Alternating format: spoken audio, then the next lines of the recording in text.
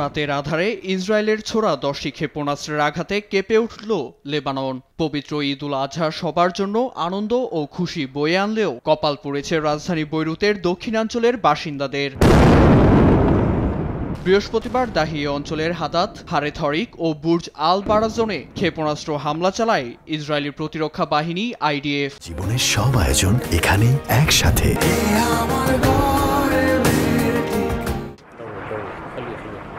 তেল আবিবের দাবি, বৈরুতের একটি ভূগর্ভস্থ স্থাপনায় কয়েক হাজার ড্রোন তৈরি করছিল ইরান সমর্থিত সশস্ত্র গোষ্ঠী হিজবুল্লাহ, যা ইসরায়েলের নিরাপত্তার জন্য হুমকি বলেই এই হামলা চালায় তারা।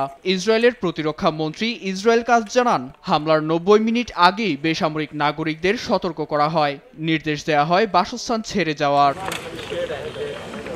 ভয়াবহ এ হামলায় ফিকে হয়ে যায় সাধারণ মানুষের ঈদ।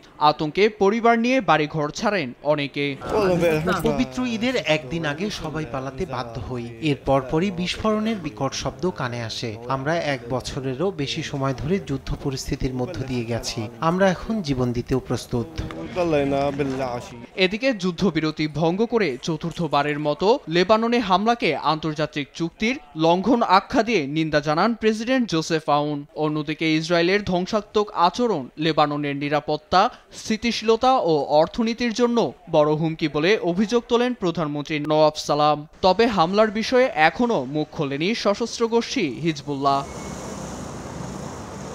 নীরব দাস, নিউজ ডেস্ক, দেশ টিভি।